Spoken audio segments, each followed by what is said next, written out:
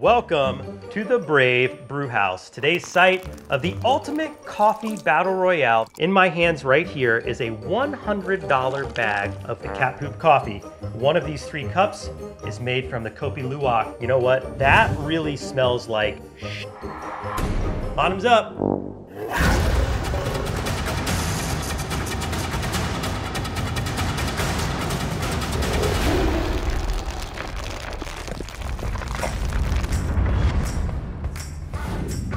Coffee, my absolute favorite beverage on the planet.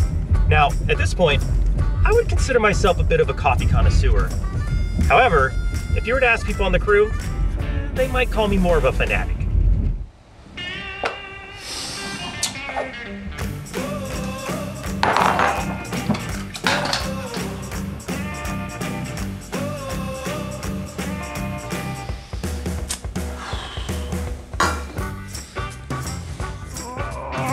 Mark, do you need help? Yeah, man. Did you get the multi-tool? I'll take the coffee. Oh, yeah.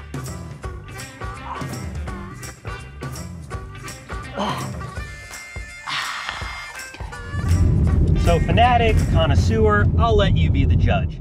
So today, we thought let's try the world's most exclusive and expensive coffee known as Kopi Luwak. But before we can indulge and taste this incredibly rare roast, we need to learn a little bit more about the civet. The Asian palm civet are vivarid native to South and Southeast Asia. You're probably asking yourself, what does a civet have to do with coffee? Well, if you're not aware of what Kopi Luwak is, to put it simply, it's coffee made from civet poop. Yeah, you heard that right. The coffee cherries are first eaten by the Asian palm civet, and then once partially digested and returned to Mother Nature in a tidy little bundle, are harvested from the civet's poop by local farmers. Now that's a dirty job. They are then roasted, packaged, and sold for consumption. One of the theories behind why Kopi Luwak allegedly tastes so good is that the Asian palm civets are picky about which coffee cherries they eat. So basically, they're only eating the best ones, thus providing farmers with a carefully selected assortment of raw coffee beans. All right, now that we've learned a little bit more about the civet and how it plays its role in this process, we wanted to dig a little bit deeper and learn the dirty details about what it takes to get Kopi Luwak into your cup. So in order to do that, we've invited the owner of Kaya Kopi to have a Zoom discussion with us. But before we do, I think it's time for a quick snack break. Ooh, oh yeah. Oh, that's fresh. Oh, what? Just a payday. Chris, thank you so much for taking the time to speak with us today. Really excited to learn more about your adventures in coffee. Absolutely. Thanks, Mark. Excited to be here. I've always loved coffee, and I actually ended up moving to Vietnam in 2016. And I ended up living with a woman actually who's from Indonesia. And one day she pulled out some like special coffee and brewed it up. I was like, oh, this is really good, really unique flavor. Like, what is this? And she's like, well, this is poop coffee. I was like, what? She kind of gave me the lowdown of Kopi Luwak. And I started sending it to my friends so they could try. And we eventually ended up teaming up to form Kaya Kopi. Wow. There are some producers out there that aren't doing it in an ethical way. And that's something that you've identified of what makes your brand special. Being able to, meet the local farmers and let the animals live a healthy life was something we're excited to be a part of, and keep that tradition going. Awesome. Fingers crossed. Hopefully I love the coffee later this afternoon. All right, it's time to cut the crap and get to brewing. All right, here we are. Welcome to the Brave Brewhouse, today's site of the ultimate coffee battle royale, the blind tasting between the 3 contenders in front of me here today.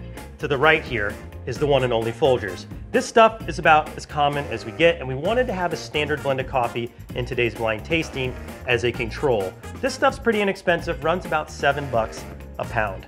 Now, if we move over one, we have Becca House coffee. This is their Sumatran blend, and it is considered a premium coffee, yet it only runs $11 a pound. So really excited to try this one. Now, in my hands right here is a $100 bag of Kopi Luwak coffee from Kaya Kopi.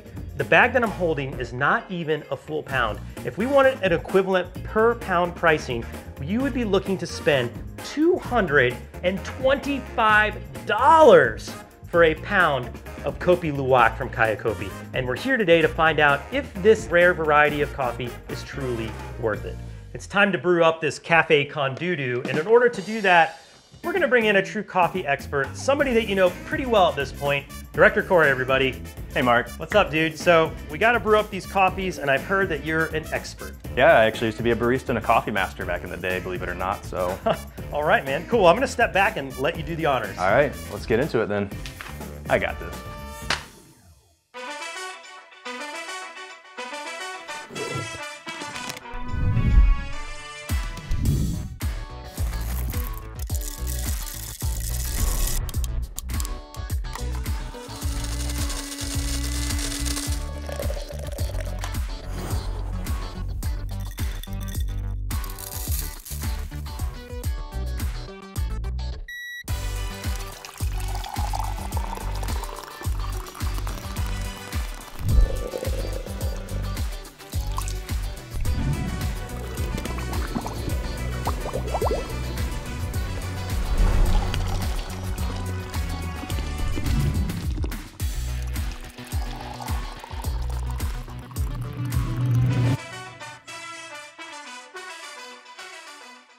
All right, Mark, you can come back in now. Is it ready? It's ready.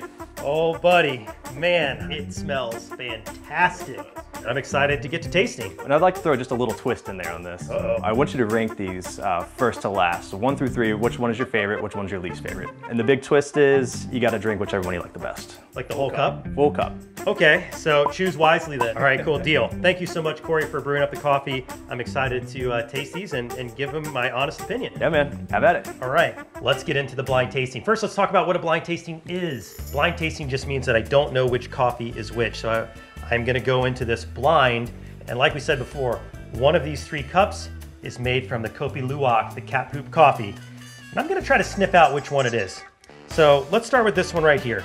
Of the 3, I would say this is the medium color profile. It is almost a dark chocolate milk color. Aroma-wise, this one is awesome. I mean, very sweet, like almost like a pecan pie in sweetness. All right, going in for the taste. This is remarkable. A nice sweet sugariness to it, but like you've got those caramels and chocolates, and this is going to be a high bar to clear. I like that one a lot. Now it's time for coffee number 2. All right, got a little bit of a sediment layer on the top, a floater, if you will. Let's get a waft of this. You know what? That really smells like shiitake mushrooms. And I'm not even saying that for the pun. It really smells like an earthy, woody scent. Yeah, it tastes almost identical to the way it smells. Like very earthy, very, very mellow. It's a little tart. Very neutral, very streamlined, very balanced. Okay, let's go on to cup number 3. Whoa, okay, bang, right away. This coffee is strong. It's almost hard to pick out anything because it's such a like, bam, hit you in the face scent. Let's go for the taste. Oh, wow, yeah, that is pure jet fuel. This is the coffee you want for a late night of work, or you gotta get up before dawn for a shoot. This is the coffee that I'm going to choose. So if I had to describe each of these as a music genre, I would go with good, classic, oldies rock. Love that, can listen to it every day. Middle cup, more like a smooth jazz. Maybe some good tunes when it's raining outside and want to relax. That's what the middle cup is. The last cup, that's heavy metal. That's your Metallica, that's your Pantera. That's the screaming guitars and the loud, loud drums that's gonna keep you up all night long.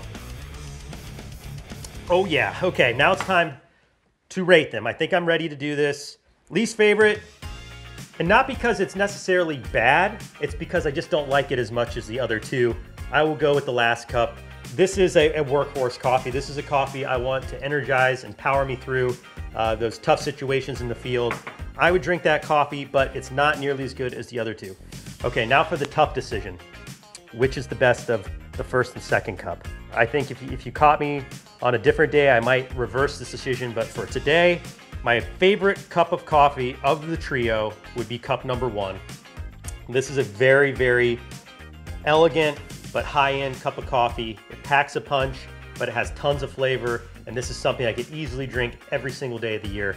The middle cup was good. It was very unique, but this is just a little too mellow for my personality. This is more like I said, a little bit of smooth jazz or easy listening, and I think I can guess the three. I think this is actually gonna be pretty easy. I'm gonna go Folgers, Becca House, and then the cat poop coffee itself, the Kopi Luwak, is in the middle. How'd I do, Corey? Is that about right? Yeah, Mark, you're spot on. Nailed it. All right. Well, hey, a deal's a deal. I will drink this full cup of coffee because I selected as my favorite. But before I do that, the big question, do I feel that Kopi Luwak is worth $100 a bag? I would say yes, once. I'm not sure I would buy this coffee on the regular, and it comes down to my personal preference of coffee. And I do realize it's really expensive, and there's a reason for it. It's because of how it's made, the supply being limited, the demand being high. So if you do want to try this coffee, chip in with your friends. Make sure you buy it from a reputable producer like Kaya Kopi. Let me know what you think if you have tried it. Write in the comments section. Tell me about your adventures in coffee. I hope you guys enjoyed this one. I'm Mark Vins. Be brave, stay caffeinated. We'll see you on the next challenge. All right, guys, deal's a deal. Bottoms up. If you enjoyed this video, go over to the Mark Vins channel and subscribe so you don't miss any of the upcoming challenges. And if you think poo-poo coffee is ridiculous, make sure to check out the encounter we had with the mysterious bear cat and learn all about its popcorn-scented urine. Oh yeah, seriously.